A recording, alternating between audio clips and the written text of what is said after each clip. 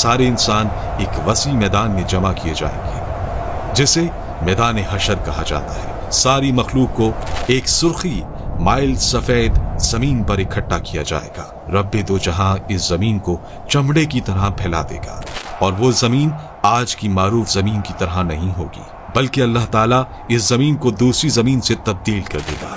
आसमान को भी इसी तरह तब्दील कर दिया जाएगा। ये मैदान इतना बड़ा होगा कि तमाम इंसानियत इसमें समा जाएगी। ये मैदान बिल्कुल हमवार होगा, कोई पहाड़, कोई गढ़ा, कोई बुलंदी नहीं।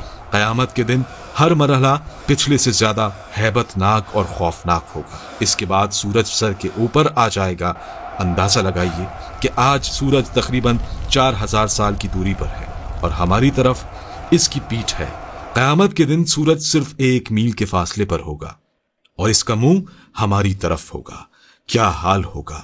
हमारे भेजे गर्मी की शिद्दत से खौल रहे होंगे और इतना पसीना बहेगा कि 70 गज जमीन में जज्ब हो जाएगा। फिर जो पसीना जमीन ना पी सकेगी वो ऊपर की तरफ आएगी।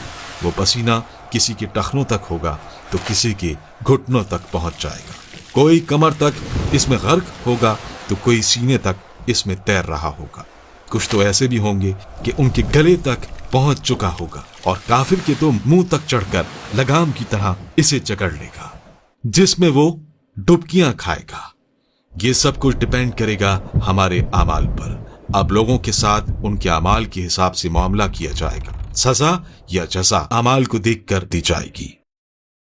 इस दिन किसी चीज का कोई साया नहीं होगा, लेकिन कुछ अहले ईमान ऐसे भी होंगे कि उन्हें अल्लाह रब्बुल इज्जत अपने अर्श के साए में रखेगा। इस गर्मी की हालत में प्यास की क्या कैफियत होगी।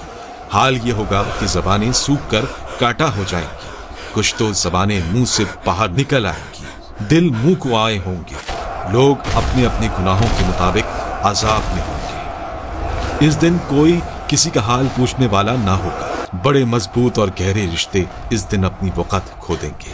रिश्तेदारियां और ताल्लुकदारियां किसी काम नहीं आएंगी। यहाँ तक कि सगे रिश्तेदार जो दुनिया में एक दूसरे को देखकर जीते थे, इस दिन एक दूसरे से जान छुड़ाएंगे। भाई भाई से भागेगा, माँ औलाद से पीछा छुड़ाएगी तो औलाद माँ से दौड़ेगी। बाप बच्चों से बेजार होगा तो बच्चे बाप से भागेंगे। बीवी शौहर से भागेगी तो शौहर बीवी से भागेगा।